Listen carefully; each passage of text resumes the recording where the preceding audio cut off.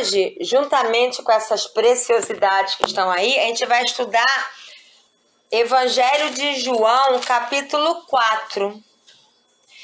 E começa com uma conversa, né? Jesus aqui ele conversa com uma mulher. Aqui no texto não diz o nome dela. Só diz que ela era samaritana. O que é samaritana? Samaritana, por exemplo, a Maria nasceu no Ceará. Então ela é cearense, né? O Samuel nasceu, não sei se ele nasceu no Ceará ou no Rio. Samuel nasceu no Rio? Nasceu no Rio. Então ele é carioca, que nem eu. A Ana Clara e o Maicon nasceram no Ceará. São cearenses. Agora, eu não sei quem nasceu no Piauí, é piauense. É Piauí. É Maicon, Gabriel, Fabiane. É piauense, né? É, isso. Então, os samaritanos é exatamente isso. São homens e mulheres que nasceram numa cidade chamada Samaria. É o nome da cidade, por isso que eles eram chamados de samaritanos. Nós tínhamos os judeus que moravam em Jerusalém, que era outra cidade, e os samaritanos que moravam em Samaria. E eles brigavam entre si. Quem nascia na cidade de Samaria brigava com aqueles que nasciam em Jerusalém, chamados judeus. Eles brigavam entre si. E Jesus, ele era judeu, né? A mãe dele era judia, o pai era judeu. E ele vinha de uma família de judeus. Então ele não podia falar com uma mulher samaritana, porque os povos não se davam bem. E naquela época, pasmem, fiquem assim, naquela época, um homem não podia falar com uma mulher na rua.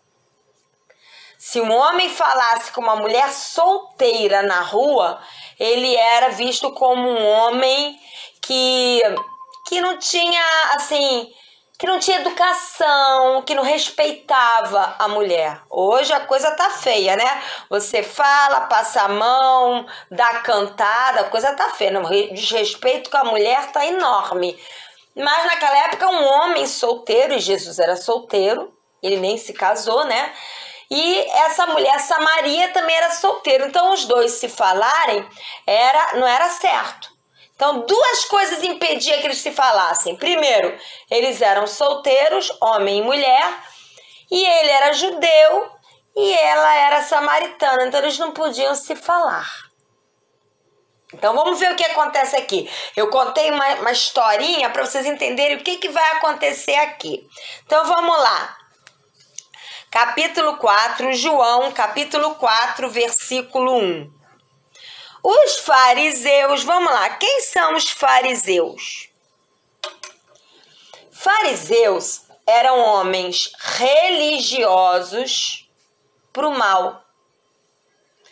Eles ensinavam uma religião que torturava o ser humano com regras, que exigia das pessoas aquilo que elas não conseguiam fazer e que não criam em Jesus. Eram os fariseus. E aqui diz que os fariseus ouviram falar que Jesus estava fazendo e batizando mais discípulos do que João. Né? Quem é esse João? João Batista, o primo de Jesus. Lembra que quando a gente começou a ler, João falou sobre arrependimento, que Jesus estava vindo, lembra? Então, João continuava pregando e batizando as pessoas nas águas. E Jesus também começou a pregar e a batizar. E aí os fariseus ficaram aborrecidos. Nossa, se já não bastasse João tá pregando a palavra e batizando, agora ainda tem esse Jesus. Aí não dá, né? Aí dá ruim pra gente. Versículo 2. Embora não fosse Jesus quem batizasse, mas os seus discípulos. né? Porque Jesus, quem lembra que Jesus tinha 12 discípulos andando junto com ele? Já viu nos filmes? Tinha Jesus e 12 discípulos que andavam com Jesus, aprendendo com Jesus e estavam também batizando nas águas. Versículo 3. Quando o Senhor ficou sabendo disso, saiu da Judéia e voltou uma vez mais para a Galiléia. Judéia era uma cidade, Galiléia era outra cidade. Então Jesus estava na Judéia, ele juntamente com seus 12 discípulos saiu da cidade da Judéia e foi para a Galiléia. E nesse caminho entre a Judéia e Galiléia, fala aqui no versículo 4, era necessário Jesus passar por Samaria, pela cidade inimiga. Jesus era judeu e ia ter que passar pela cidade de Samaria. Olha que situação. É como se você soubesse que amiguinhos estavam esperando você lá na esquina para te dar pancada. E você não tivesse outro caminho para fazer, se não passar por ali onde você poderia apanhar. É mais ou menos isso. Versículo 5.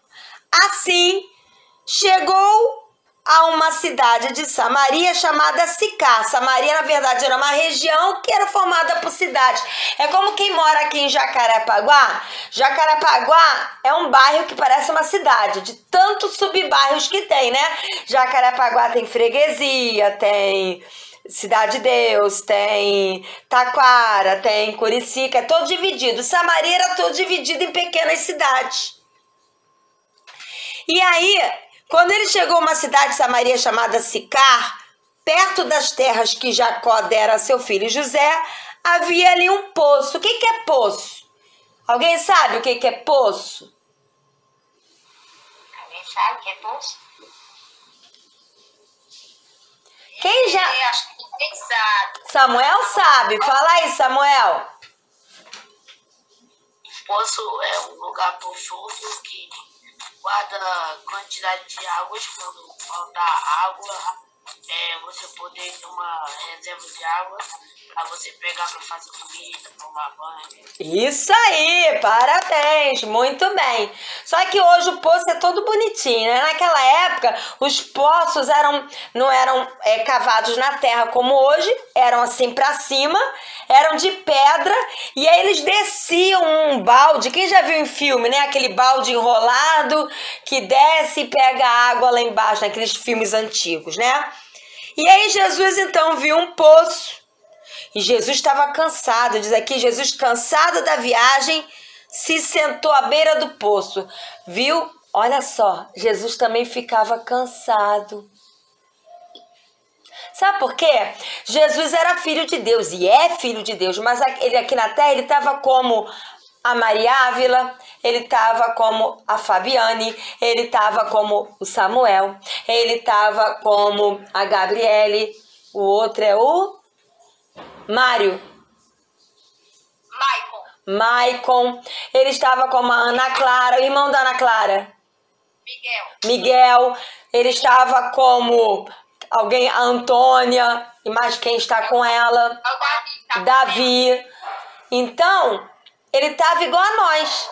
Ó, de carne e osso, ó. Bate que dói, não é? Jesus também estava assim, que nem a gente. E ele ficou cansado. Imagina, naquela época, hoje, se você não tem carro, você pega um Uber, pega um ônibus, vai de moto. Naquela época não tinha isso, não. Naquela época era, ó, ou andando, ou na jumenta, ou no camelo, ali com a terra, calor, cansaço. Jesus também ficou cansado. Aí ele falou, ai, tô cansado, eu vou sentar aqui nesse poço. E quando ele sentou, aqui fala que já era por volta do meio-dia, tenta fazer uma caminhada naquele sol de verão, 40 graus, meio-dia, com aquele sol batendo na tua cabeça. É legal? Não, não é legal. É um calor. Pois é, Jesus estava com calor, era deserto, era quente, e ele sentou ali no poço. Versículo 7. Quando Jesus estava ali sentado no poço, veio uma mulher, a tal mulher samaritana, tirar água. Ela não veio para ver Jesus, ela veio para tirar água. Afinal de contas, o poço estava numa cidade que ela morava. E quando ela veio tirar água, Jesus disse para ela: mulher, me dá um pouco de água. Ele estava com sede. Então Jesus também sentia sede, né? E ele pediu água para aquela mulher. E os discípulos, por que os discípulos não fizeram isso para ele? Porque aqui fala que os discípulos tinham ido comprar, comida, porque Jesus também sentia fome. Essa história de que cristão não sente fome, que cristão não sente sede, que cristão não fica triste, que cristão não fica cansado, que é só vitória, é mentira. Jesus aqui estava cansado, Jesus aqui estava com fome, Jesus aqui estava com sede. E a mulher samaritana chegou para Jesus e falou assim, no versículo 9. Ela perguntou: como o Senhor, sendo judeu, pede a mim, uma mulher samaritana, água para beber? Porque os judeus não se davam bem com os samaritanos, como eu havia dito. Ela ficou assim: ele é homem, ele é judeu, e falou comigo, uma mulher samaritana? Como assim? Quebrando todas as regras, porque Jesus veio para isso, para quebrar todas as regras da religiosidade. A religiosidade, faz assim com a tia, faz assim, todo mundo. Agora imagina que tem corrente prendendo as suas duas mãos. Imagina que tem corrente, você quer se soltar e não consegue, né? Tá acorrentado. Assim é a religião. A religião, ela te acorrenta numa prisão de regras. Jesus veio para quebrar essas correntes. Quebra. Quebrou. Eu sou livre para amar Jesus, para ouvir Jesus, para chorar, para rir, para ser eu mesma, eu mesmo diante de Jesus. E aquela mulher ficou assim, assustada, né? Aí no versículo 10, Jesus então respondeu a ela: se você conhecesse o dom, o que é dom? É presente de Deus. Se você conhecesse o dom de Deus e quem está lhe pedindo água, você teria pedido e ele lhe teria dado água viva. O que Jesus quis dizer? Olha, se você soubesse quem eu sou, não sou eu que estaria pedindo água para você. É você que estaria pedindo água para mim, mas não essa água aqui, Essa água você bebe, a tia vai beber. Daqui a meia hora, 1 hora, você tá com sede. Porque essa água mata a sede do corpo. Do corpo. Mas a água que Jesus dá através da Bíblia... Como é que Jesus dá água pra gente, tia? Aqui, Quando você passa um dia sequer sem ler a Bíblia, você tá matando você de sede espiritual. Você vai morrer espiritualmente se ficar só indo a culto e não ler a Bíblia. Você precisa ler a Bíblia todo dia para dar água para o seu espírito. Se você não bebe água da Bíblia, a palavra de Deus é água que mata a nossa sede de vida, né? E aí Jesus falou: se soubesse quem está pedindo água, eu lhe daria água viva, água que dá vida, água que traz alegria.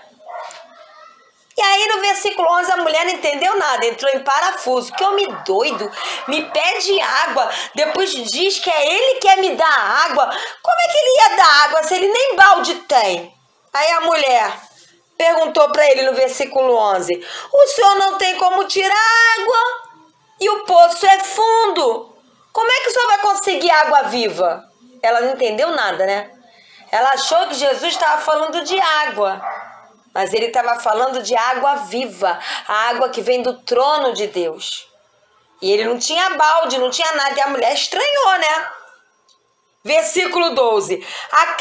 Por acaso o Senhor é maior do que o nosso pai Jacó, que nos deu o poço, do qual ele mesmo bebeu, bem como seus filhos e seu gado? Você só tá delirando? Tá gagá? Esse homem tá gagá, dizendo que vai tirar a água do poço sem balde. E se achando dono do poço, o poço não é dele, o poço é de Jacó, o nosso pai Jacó, lá do Antigo Testamento. E aí, no versículo 13, depois de ouvir todas essas baboseiras da mulher, Jesus respondeu: quem beber desta água, que é a água que a mulher estava dando, terá sede outra vez. Mas quem beber da água que eu, Jesus, olha para a tia, não é o pastor que vai dar essa água para você. Não é a igreja que você frequenta que vai dar água para você. É bom ir para o culto, é bom ter um pastor, é bom conhecer irmãos, mas é você que precisa buscar essa água em Jesus. Ah, tia, mas eu sou muito pequeno. Não. Quem aqui gosta de jogar joguinho no celular? Fala a verdade, levanta a mão.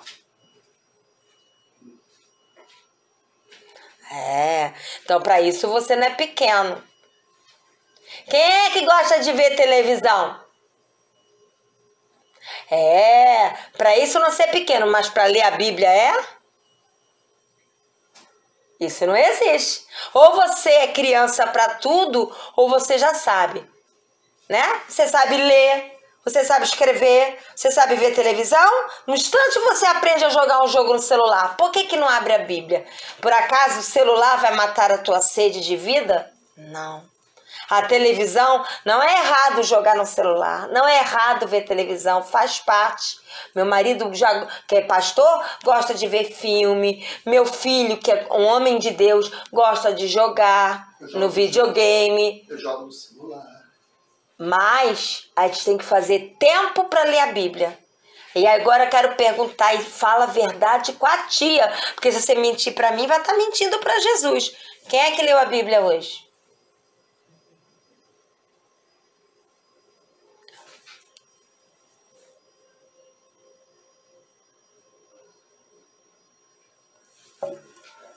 Quem é que foi à escola hoje?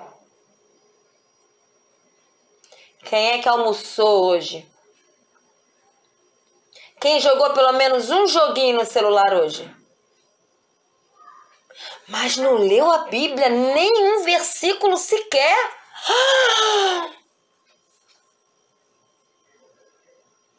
Meu Deus! E aí você fala assim: Jesus, eu te amo. Olha, eu não leio a Bíblia não, porque eu não gosto do que o Senhor fala, mas eu amo o Senhor. Eu te amo, Jesus, só não quero ouvir sua voz, porque ler a Bíblia é ouvir a voz de Jesus.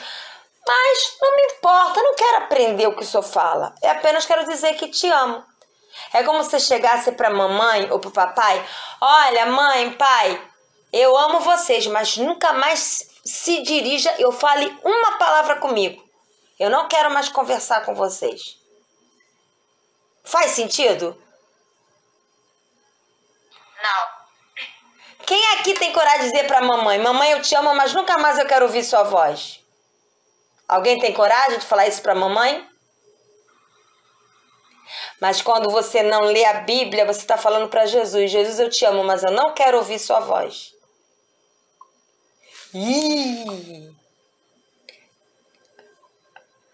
Eu estou dando o mesmo nível de aula que eu dava muitos anos atrás. Eu sempre dei aula para os adolescentes assim. Eu levo eles a pensarem. Então, vamos lá. Então, ele fala aqui no versículo 13, Jesus respondeu: quem beber desta água, que é água natural, vai ter sede de novo. Mas quem beber da água que eu, Jesus, der, nunca mais terá sede. Porque vai experimentar de Jesus todos os dias. Ao contrário, a água que eu, Jesus, lhe der, se tornará dentro de você uma fonte de água a jorrar até a vida eterna, até Jesus voltar.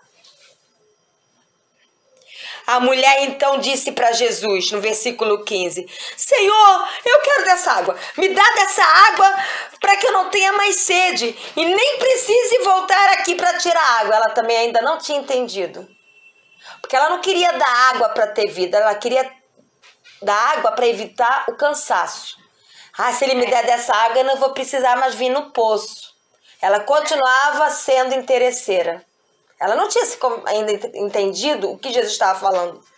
Porque ela queria que Jesus desse essa água para ela não precisar mais ir no poço tirar água. Esse é o motivo correto? Não. É a mesma coisa, eu vou para o culto para receber a minha bênção. Quando, na verdade, eu preciso ir ao culto para adorar Jesus e declarar que o amo. Quando você quer a água para não ir mais no poço, você quer só a bênção, você não quer Jesus. Mas a gente tem que querer Jesus. E quem quer Jesus acaba sendo abençoado. Aí fala aqui, versículo 15, versículo 16. Então, Jesus disse a ela: vá, chame o seu marido e volte aqui. Agora deu ruim. Porque ela não tinha marido. Você vai entender por quê.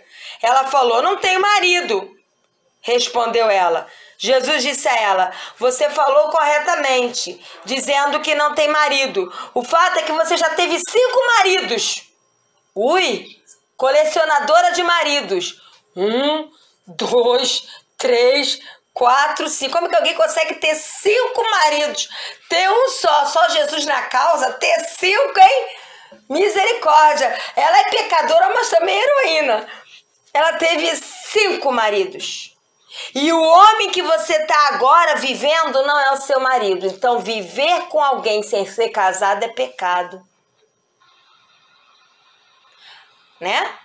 Então, vocês que são jovenzinhos, Fabiane, que já está crescidinha, Samuel, Ana Clara, que está tudo já em mocinho, jovenzinho, não vá na conversa de que vale tudo. E eu vou falar claro, não faça sexo antes do casamento. E nem junte-se com alguém. Case-se. Peça a Deus que te dê um marido e uma esposa vindo dele e se case direitinho. Se case direitinho. Casa diante de Deus, casa no cartório, começa a tua vida direitinho. Porque tem muito jovem hoje chorando amargamente, infeliz, porque começou a sua vida toda errado. Cuidado com as conversinhas. Cuidado. E aí fala aqui. Então, aí quando ele contou a vida da mulher, que a mulher já tinha 5 maridos e o 6º homem que ela estava vivendo não era nem marido dela. E aí a mulher falou: eu vejo que o senhor é profeta, porque ele disse a verdade, né? Nossos antepassados adoraram neste monte de Samaria. Mas vocês, judeus, dizem que Jerusalém é o lugar onde se deve adorar a Deus. Agora ela entrou noutra conversa. Já que o senhor falou da minha vida, me conta aí o que é certo e o que é errado. Os samaritanos falam que só pode adorar a Deus aqui, no monte em Samaria. E os judeus dizem que só pode adorar a Deus lá no templo, em Jerusalém. Agora presta atenção. É a mesma coisa que alguém falar: se você não for para um culto dentro de um templo, você não está num culto. Você pode buscar a Deus, você pode orar, você pode ler a Bíblia fora de um templo, na sua casa, sentado numa grama, até na praia. Vou contar um segredo. Aqui no versículo 21, Jesus respondeu para a mulher samaritana: creia em mim, mulher, está próxima a hora em que vocês não adorarão a Deus Pai, nem no monte em Samaria, nem em Jerusalém. Vocês, samaritanos, adoram aquilo que não conhecem. Nós, judeus, adoramos o que conhecemos, pois a salvação vem dos judeus, já que Jesus era judeu, né? No entanto, está chegando a hora, e de fato já chegou, em que os verdadeiros adoradores adorarão a Deus Pai e em espírito e em verdade. São estes os adoradores que o Pai procura. Agora vamos lá.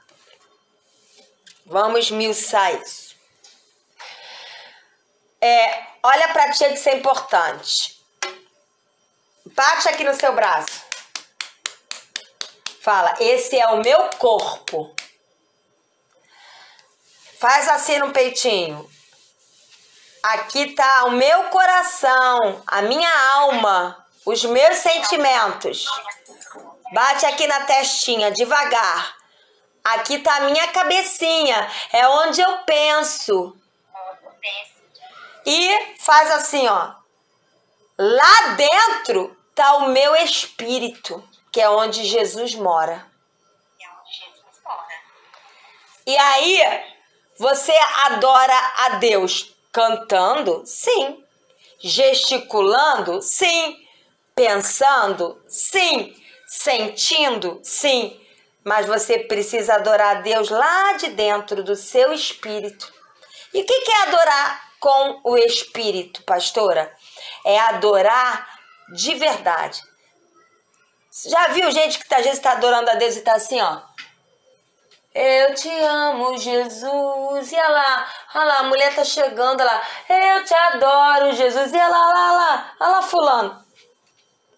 É como se você chegasse pro seu pai ou pra sua mãe e falasse assim: ô pai, eu te amo, tá? Mas eu tô muito ocupada aqui com o dever de casa, não enche a minha paciência, não. Mas eu só queria te dar um abraço. Não quero seu abraço, eu tô muito ocupada. Quando você não adora Jesus, olhando nos olhos dele, declarando que ama ele de todo o coração, é como se você falasse: Jesus, eu te amo, tá? Mas eu tenho mais o que fazer agora, não tenho tempo para te adorar, não. É mais ou menos isso. E aí, ele tá falando: eu tô levantando hoje uma igreja que não vai buscar a sua bênção, que não vai só frequentar culto, mas que vai me adorar, que vai querer me conhecer, sabe? A tia Patrícia, quando se converteu, vou contar um pouquinho de mim. Eu tinha 18 anos, quando entreguei a minha vida a Jesus. E eu ia para uma salinha e eu ficava horas lendo a Bíblia e cantando para Jesus, sozinha. E eu chorava e eu me ajoelhava com 18 anos e eu experimentava Jesus. Aí, Senhor, Jesus está levantando crianças, pré-adolescentes, adolescentes e jovens que precisam se apaixonar por Jesus. Jesus não está chamando para você ter uma religião. Jesus não está chamando você só para participar de uma salinha aqui e fingir que está lendo a Bíblia. Porque Jesus não precisa da sua esmola. Jesus não precisa que você dê só um pouquinho de você para ele. Ele precisa de você todo. Ele precisa que você o ame porque ele te ama muito. Se você for amar Jesus pela metade, nem ame. Você precisa amar Jesus de coração. E eu sei que vocês estão entendendo, que vocês têm capacidade para entender isso. Então Jesus não está procurando pessoas que simpatizem com ele, que carregam uma Bíblia debaixo do braço e abrem uma Bíblia por abrir. Jesus está querendo alguém que se apaixone por ele, que o ame, que o deseje, que quer sentir as batidas do coração de Jesus. Se você não é um assim, nem precisa mais participar. Porque aqui a gente vem para ensinar Jesus, não porque vocês não tinham nada para fazer. Jesus não precisa de alguém que esteja aqui porque não tem nada para fazer. Jesus precisa de pessoas que estão aqui porque querem conhecer ele. Entende? Essa é a diferença. Os templos estão cheios de pessoas que estão lá só para dizer que estão lá, mas que não amam Jesus de verdade. Jesus está procurando discípulos, não frequentadores de templos. Então diz aqui, Jesus está procurando adoradores que adorem ele em espírito e em verdade, em sinceridade. São esses que Deus está procurando. Deus é espírito, é necessário que os seus adoradores o adorem em espírito e em verdade.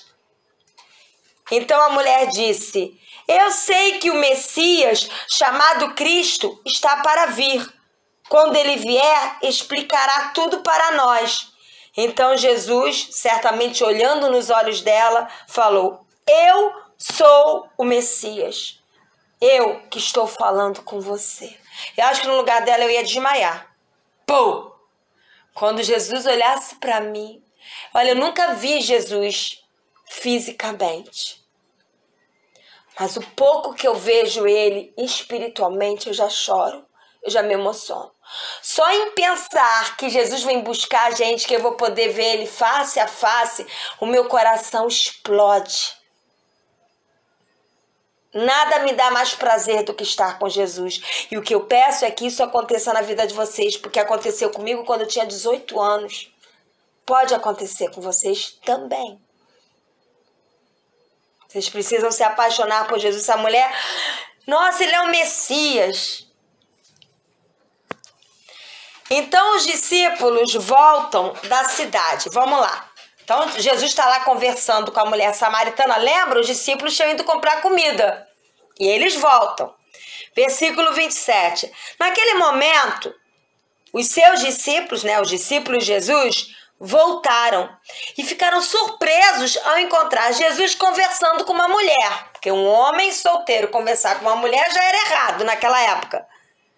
Mas ninguém perguntou: que querem saber? Ou por que está conversando com ela? Eles não questionaram, eles viram, ficaram surpresos, mas é Jesus, né? Não vão falar nada.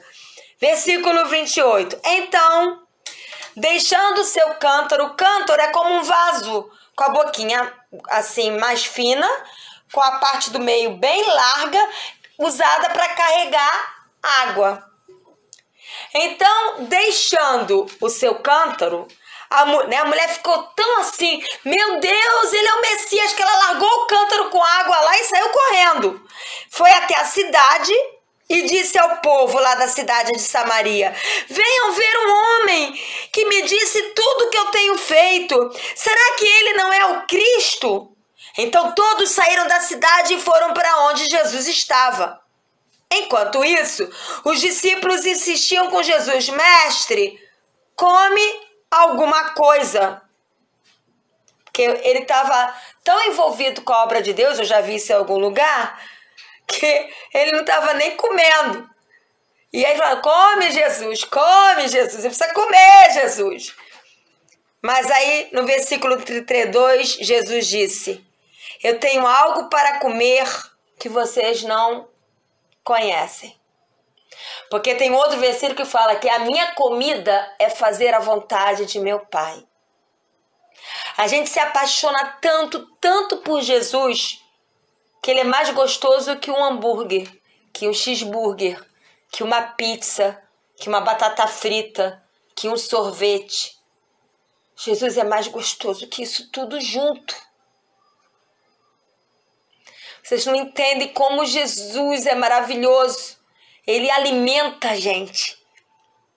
E aí, versículo 33. Então os seus discípulos disseram uns aos outros: será que alguém lhe trouxe comida? Até os discípulos não estavam entendendo o que Jesus estava falando, né? Será que ele está sem fome porque ele já comeu? Versículo 34, é o que eu acabei de falar.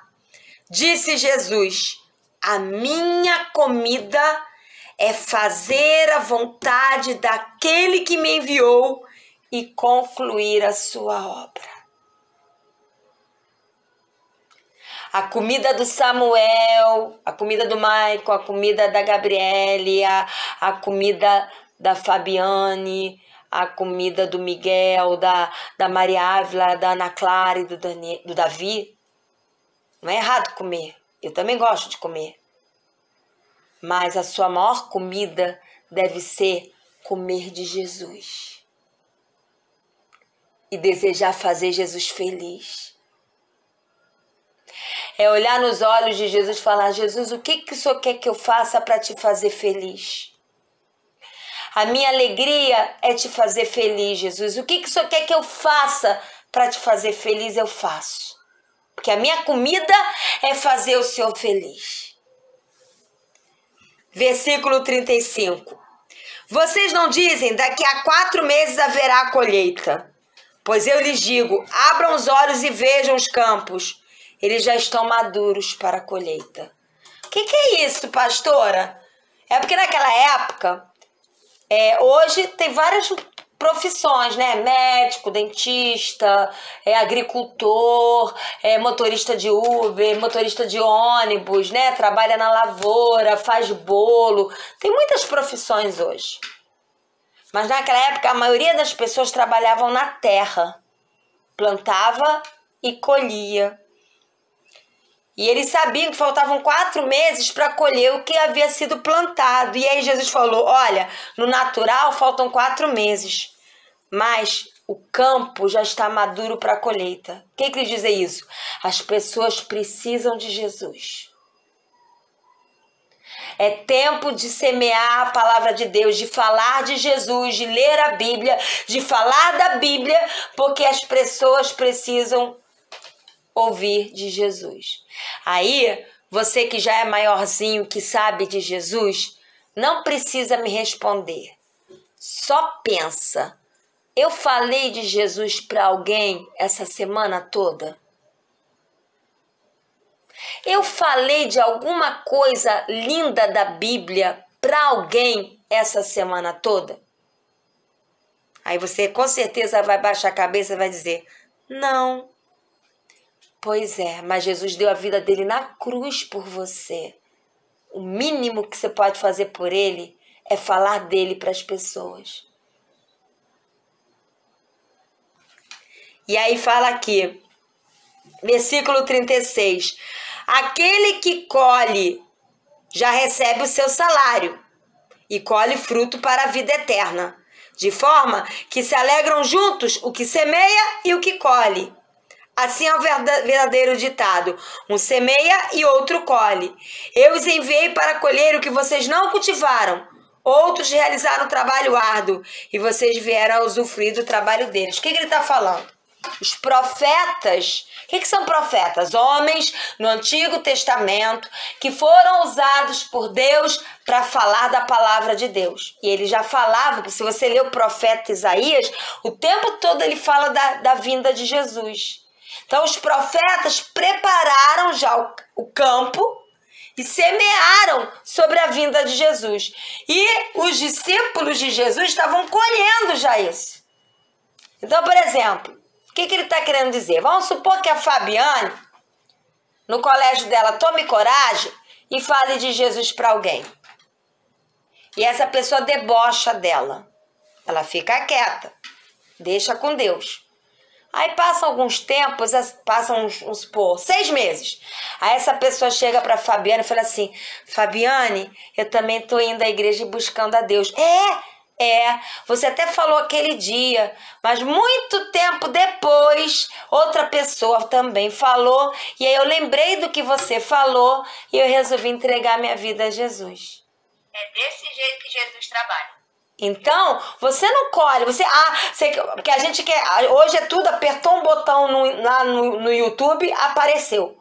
Apertou um botão no Facebook, apareceu. Pegou o controle, ligou a televisão, apareceu. Mas pregar a palavra não é assim. Você prega a palavra e quer logo a pessoa, eu aceito. Não, às vezes ela vai aceitar tempos depois. Por isso que é importante falar sempre de Jesus para os outros.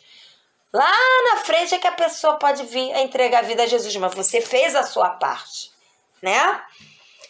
Bom, nós lemos até o 38, então vamos parar aqui. Expliquei até o versículo 38. Nem vou começar o restante, senão vai passar muito tempo. Amém. Senhor, meu Deus, meu Pai, obrigada, Deus, por esse momento único, Senhor, que foi de ouvir a Tua palavra. Obrigada, Deus. Creio, Senhor, que Teu Espírito Santo falou no coração de cada um, Pai. Deus, em nome de Jesus, eu oro aqui, Senhor amado, pela Gabriele, que o Senhor venha trabalhar no coraçãozinho dela, na mente dela, Pai. Que o Senhor venha guardar, ó Deus, a sua saúde, Toma também, Deus, o Maicon, que está aqui comigo. Deus amado, em nome de Jesus, Pai, que o Senhor venha trabalhar no coraçãozinho dele, na mente, que o Senhor venha tirar todo o medo, toda a ansiedade. Pai, em nome de Jesus, Pai, e que toda palavra ao contrário da tua, Deus, sobre a vida destas duas crianças, Pai, que está aqui comigo, Senhor, que o Senhor venha repreender em nome do Senhor Jesus, Pai. Eu oro também, Senhor amado, pela Fabiane, pela Maria Ada, Pai, em nome de Jesus, que o Senhor venha guardar o coraçãozinho delas, Pai. Em nome de Jesus, que o Teu Espírito Santo, Pai, venha trabalhar no coraçãozinho delas, na mente, Pai, que elas venham se sentir amadas, Senhor, por Ti, Pai. Em nome do Senhor Jesus. Eu oro também, Senhor amado, pelo Miguel, pela Ana Clara, Pai, dai graça, dai sabedoria, Deus, que cada vez mais o Senhor venha alcançá-los, Pai. Em nome de Jesus. Eu oro, Senhor amado, pela saúde do Miguel, que ainda está se recuperando, Deus, um problema de garganta que teve. Pai, em nome de Jesus, Pai, que o Senhor venha guardar a saúde dele, que o Senhor venha fortalecê-lo, Pai, que o Senhor venha restaurar a sua imunidade, Pai. Em nome de Jesus, Pai, guarda, Deus, a vida destas crianças, Pai. Eu oro também, Senhor amado, pelo Samuel, Deus, dai graça, dai sabedoria, Deus, que o Senhor venha alcançar, Deus, o seu coraçãozinho, Pai. Trabalha, ó Deus, na mente dele, no coraçãozinho dele, Pai. Em nome de Jesus. Eu oro também, Senhor amado, pelo Davi, Pai. Deus, em nome de Jesus, que cada vez mais o Senhor venha alcançá-lo, Pai. Que ele venha conhecer mais de Ti, Pai. Em nome de Jesus. Eu oro por cada criança, Deus, que está aqui, aquelas que faltou, que não deu para participar. Pai, em nome de Jesus, Pai, que o Senhor venha restaurar a fome e a sede, Pai, da Tua palavra nos seus coraçãozinhos, Pai. Deus, em nome de Jesus, que o Senhor venha restaurar, Pai, no coraçãozinho de cada um, a santidade, a integridade, Pai, a humildade, Pai. Em nome de Jesus, eu oro também, Senhor amado, pelos pais de cada um, Senhor. Dai graça, dai sabedoria, Deus. Restaura, Deus, o primeiro amor de pai para com filhos, Pai. Em nome de Jesus, dai graça, dai sabedoria às mães, Senhor, para criar seus filhos, Senhor, com amor, na Tua palavra, conduzindo o caminho do bem e do mal, Pai. Em nome de Jesus, Pai, alcança, Deus, essas crianças, alcança os seus pais. Em nome de Jesus, Pai. Assim eu oro já por fé e te agradeço, Pai, em nome de Jesus. Amém. Amém.